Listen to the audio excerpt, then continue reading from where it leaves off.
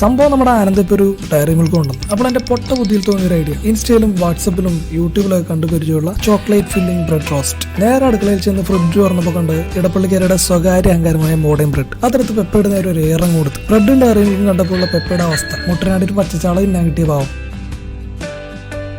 അത് കഴിഞ്ഞിട്ട് ഒരു മുട്ട എടുത്തിട്ട് ഇവിടെയാണ് ആദ്യത്തെ പാളൽ വന്നു. ആ മുട്ട പൊട്ടിച്ച് ഒഴിക്കേണ്ട ഒരു കാര്യം ഉണ്ടായില്ല. പരീക്ഷകളിലും പരീക്ഷണങ്ങളിലും ഒരുപാട് മുട്ട കിട്ടി എനിക്ക് ഇവിടുത്തെ മുട്ടയുടെ അനാവശ്യകത മനസ്സിലാക്കാതെ പോയി. കഴിഞ്ഞ ദിവസങ്ങളിൽ മതിലിൽ പോസ്റ്റർ ഒട്ടിക്കാൻ പോയവർക്ക് പൈസ കൊടുത്ത് വാങ്ങേണ്ടി വരില്ലാത്തൊരു ഐറ്റമാണ് അടുത്തത്, നമ്മുടെ സ്വന്തം മൈദ ഇതുപോലെ കൊട്ടിയിട്ട് അനാവശ്യമായ പണി വാങ്ങരുത്. അതിനൊക്കെ ഒരു കണക്കുണ്ട്. കുറച്ച് ലൂസായിട്ട് വേണം മൈദ എടുക്കാൻ. പണിയെടുത്ത് ശീലമില്ലാത്ത ആനന്ദിപ്പേക്ക് എന്തെങ്കിലും പണി കൊടുക്കാനായി വാങ്ങി വെച്ച ബ്രെഡ് ക്രംസ് എറിഞ്ഞു കൊടുത്ത്. ബ്രെഡ് ക്രംസ് എന്ന് പറഞ്ഞ് മനസ്സിലാകാത്തവർക്ക് മലയാളത്തിൽ പറഞ്ഞ ബ്രെഡ് പൊടി, റൊട്ടിപ്പൊടി എന്നൊക്കെ പറയും. ഈ സമയം നേരത്തെ മാറ്റി വെച്ച 4 ബ്രെഡ് എടുത്തിട്ട് നിങ്ങളുടെയോ അച്ഛൻ്റെയോ അമ്മയുടെയോ അപ്പൂപ്പൻ്റെയോ ഒരു കറിപ്പാത്രം എടുത്തിട്ട് ഇതുപോലെ കറക്റ്റായിട്ട് വൃത്താകൃതിയിൽ വൃത്തിയായി കട്ട് ചെയ്തെടുക്കുക. അതിനിടയിൽ നമ്മൾ മുറിച്ചു വെച്ച 1-2 പീസ് ഡയറി മിൽക്ക് കട്ട് ചെയ്യുന്ന ആനന്ദപ്പയുടെ തനിനിറം ശ്രദ്ധയിൽപ്പെടുത്തിയ ക്യാമറമാൻ അനന്തുവിന് നന്ദി രേഖപ്പെടുത്തിക്കൊണ്ട് ആദ്യത്തെ അവസാനത്തെയും വാണിംഗ് ആനന്ദപ്പയ്ക്ക് കൊടുത്തു. പിന്നീട് അവിടെ കണ്ടത് ആനന്ദപ്പയുടെ അഴിഞ്ഞാട്ടമാണ്. തകരാൻ പോകുന്ന കപ്പലിനെ മുക്കാൻ നോക്കുന്ന ആനന്ദിന്റെ പിള്ളകളിക്ക് കണ്ണു കൊടുക്കാതെ നമ്മൾ നമ്മുടെ പണി അങ്ങ് തുടങ്ങി. മുറിച്ചു വെച്ചൊരു ബ്രെഡ് പീസിലേക്ക് 2 കഷ്ണം ചോക്ലേറ്റ് അങ്ങോട്ട് പാകി. ഇതൊട്ടിക്കാൻ ഫെവിക്വിക്കോ വേണ്ടി വരുമോ എന്ന ആനന്ദിന്റെ 2020 അവസാനത്തെ അളിഞ്ഞ കോമഡിക്ക് ചിരിച്ചു കൊടുത്തുകൊണ്ട് വെറും പച്ചവെള്ളം കൊണ്ട് നമ്മുടെ 2 പീസും തമ്മിൽ അങ്ങോട്ട് ഒട്ടിച്ച്, എന്നിട്ട് നേരത്തെ കലക്കിയ മൈദയിൽ ഒന്ന് മുക്കി പതപ്പിച്ച മുട്ടയിലേക്കിട്ട് പെരട്ടിയെടുത്ത്. ഈ കോഴിയുടെ മുട്ട വേണമെന്നില്ല ശരിക്കും, കാരണം ഇത് ഇല്ലാതെ തന്നെ നമുക്കിത് ഉണ്ടാക്കിയെടുക്കാം.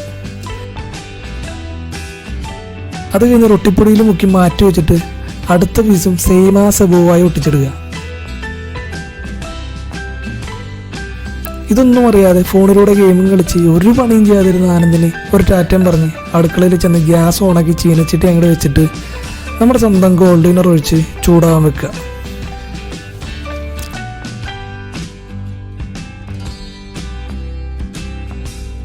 സംഭവം ഏകദേശം സെറ്റായപ്പോൾ നമ്മൾ 2 ബ്രെഡ് പീസ് എടുത്ത് തിളച്ച എണ്ണയിലേക്ക് ഇട്ട്.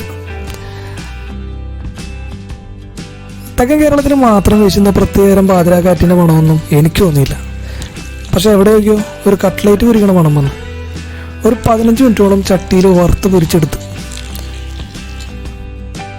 ഊറി വരുന്ന ചോക്ലേറ്റിൻ്റെ വരവും കാത്തിരിക്കുകയായിരുന്ന ഞാനും എൻ്റെ അനിയന്മാരും പ്രതീക്ഷിച്ച പോലെ തന്നെ പ്രതീക്ഷയ്ക്ക് വിപരീതമായി നടന്നു. ഉള്ളിലെ ചോക്ലേറ്റ് ഉരുകിയില്ല. മൈദക്ക് കട്ടിപിടിയുണ്ടോ, മുട്ട ചേർത്തുകൊണ്ടോ, എന്താണ് പറ്റിയെന്നുള്ള ചിത്രം ഇപ്പോഴും വ്യക്തമല്ല. നല്ലതായാലും ചീത്തയായാലും സംഭവം കഴിച്ചിട്ട് ബാക്കി പരിപാടിയുള്ളൂ എന്ന് പറഞ്ഞ് സ്നാക്സ് മൊത്തം തിന്നു തീർത്ത അനിയന്മാർക്കും ഇതുവരെ വീഡിയോ കണ്ട എല്ലാവർക്കും പുതുവത്സരാശംസകൾ നേർന്നുകൊണ്ട് ഇന്നത്തെ വീഡിയോ വൈൻഡപ്പ് ചെയ്യുന്നു. അടുത്ത വീഡിയോയിൽ കാണുന്നവരെ എല്ലാവർക്കും ബൈ. നമ്മളിത് ന്യൂ ഇയറിന് മുമ്പ് എടുത്ത വീഡിയോ ആണ്. കുറച്ച് സാങ്കേതിക കാരണങ്ങളാൽ ലേറ്റായിട്ടാണ് വീഡിയോ അപ്ലോഡ് ചെയ്തത്. എന്തായാലും ഇതുപോലുള്ള കണ്ടന്റുമായി നമുക്ക് ഇനിയും കാണാം. നമ്മളെന്തായാലും ആദ്യമായിട്ടാണ് ഇങ്ങനത്തെ ഒരു വീഡിയോ എടുക്കണം. എന്തായാലും തുടക്കം തന്നെ പാളിപ്പോയിൽ ഭയങ്കര സന്തോഷമുണ്ട്. എന്താ പറയാനുള്ളത്? എങ്ങനെ ഉണ്ടായി ഫുഡ്? സംഭവം കൊള്ളാം, ടേസ്റ്റ് ഒക്കെ ഉണ്ട്. കാരണം നമ്മൾ വിചാരിച്ചത്ര വന്നില്ല, അത്യാവശ്യം നല്ല ടേസ്റ്റ് ഒക്കെ ഉണ്ടായി. ടേസ്റ്റ് ഒക്കെ ഉണ്ട്. നമുക്ക് അത്യാവശ്യം ഉണ്ടാക്കി കഴിക്കാൻ പറ്റിയ സാധനമാണ്. പക്ഷെ വിചാരിച്ചത്ര വന്നില്ല. ഓക്കെ, അതന്നെ. എന്തായാലും നിങ്ങള് ഞങ്ങളുടെ ചാനൽ സബ്സ്ക്രൈബ് ചെയ്യുക. അടുത്ത വീഡിയോയിൽ ഞങ്ങളുടെ കൂടെ ഉണ്ടാവുക. അപ്പൊ അടുത്ത വീഡിയോ കാണുന്നവരെ എല്ലാവർക്കും happy new year. Hi friends. Hi friends. അപ്പൊ നമ്മുടെ വീഡിയോ എല്ലാവരും കണ്ടോന്ന് വിചാരിക്കുന്നു. വിചാരിക്കേ